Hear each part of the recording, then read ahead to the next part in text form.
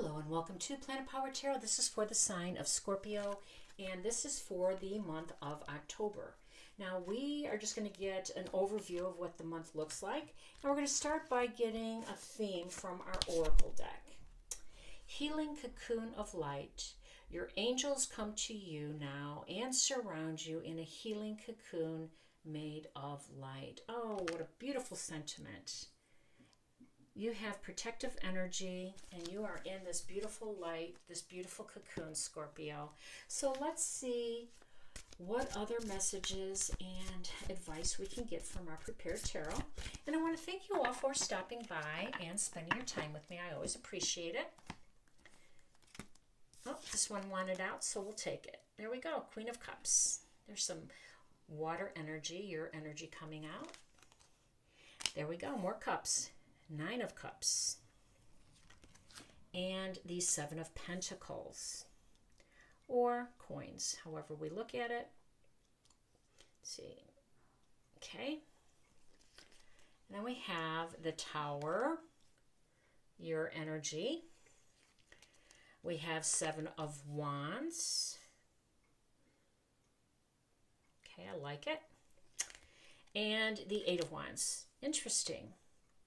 Okay, you are being protected in this beautiful healing cocoon of light. So that's a great sentiment, and it's got to be a peaceful one too, to kind of navigate through maybe some difficult times, which is being shown here with the Tower. Now, Scorpio, October is eclipse season, so we all are in for some shakeups, some changes. And since Aries is hosting the North Node and Libra is hosting the South Node, all of us are going to be challenged in our relationships, meaning there will be a little bit of a struggle for independence and freedom versus a balanced, harmonious relationship, and trying to see how we can have both, right? So that's what I mean by that. And we know that September 29th was a full moon in Aries, and I think that that has kicked off a lot for us. We found out some information, which is what full moons do, right? They reveal. It's very, sometimes surprising, shocking, and it creates an effect. And for you, Scorpio, there has been something that has come out through this revelation on the 29th of September, which I believe is kicking off this big energy right before eclipse season.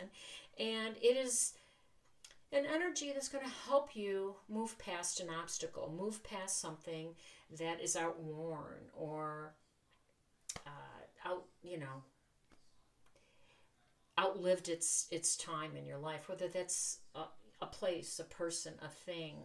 Some of you have made some changes in your job, in your homes, and there's relationships in all of those areas. So that's what I mean when we have to balance those relationships, whether they be work, community, or family, and or just loved ones. So some of you are working through that. And I love that the Queen of Cups is really crowning this energy, because the Queen of Cups is about love and compassion, and it's a very calming force. So this is an energy that you're being invited to kind of hold on to during this time.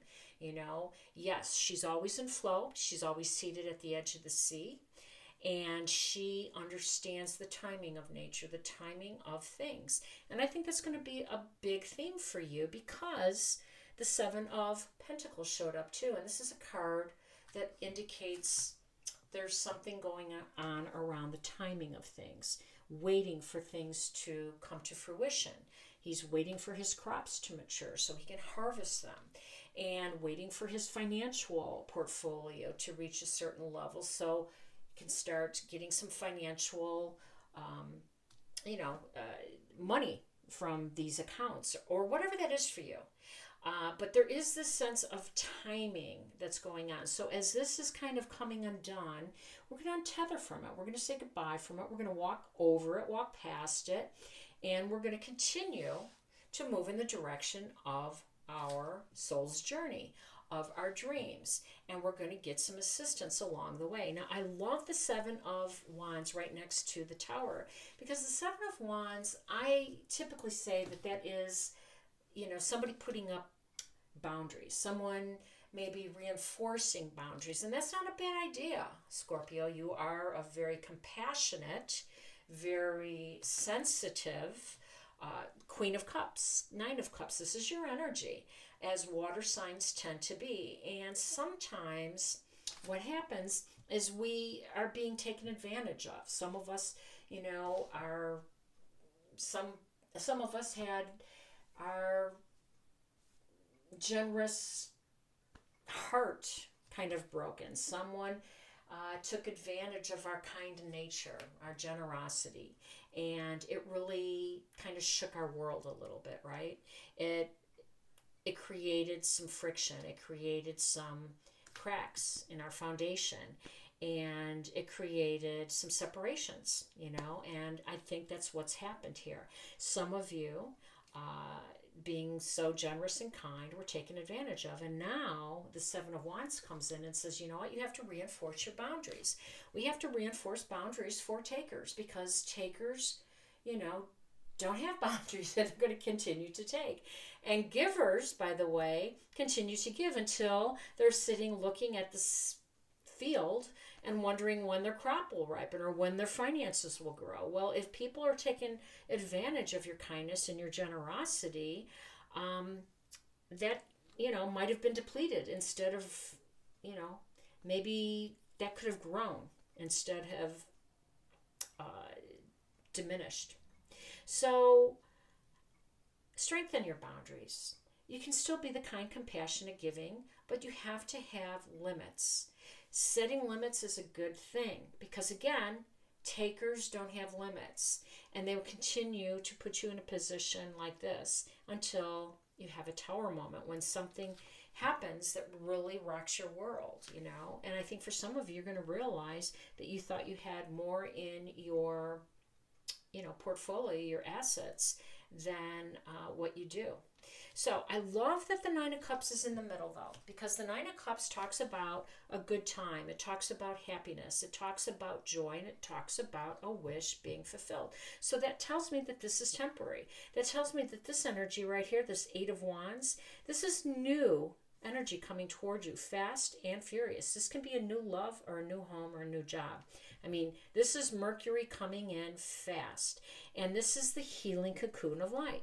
This is what's going to help you move past this time lapse, this period where you felt the Tower come down. This is going to provide you with an opportunity to move on, move up, and move past it. I love that for you. And you know what, Scorpio? This is going to be your month. So, first of all, October 9th, Venus is going to come into your sign. So that is going to provide you with friends, communities, new goals, new destinations. That's what the Eight of Wands is, by the way. And this is going to really, boost your self-image. It's going to give you some more self-esteem. It's going to invigorate you. So October is a good month. This was the past. Now you're ready to move on, because you're in this healing cocoon of light. And I love October 23rd for you as well, because the Sun and Mercury are in your house. And this, again, is your house of self. A new image, new beginnings, new chapters. This is going to be a beautiful new beginning for you, and you're going to be protected by this beautiful cocoon of love and light. I hope this resonated. If it has, please like, share, and subscribe. I am wishing you balance, peace, and harmony. Take care now.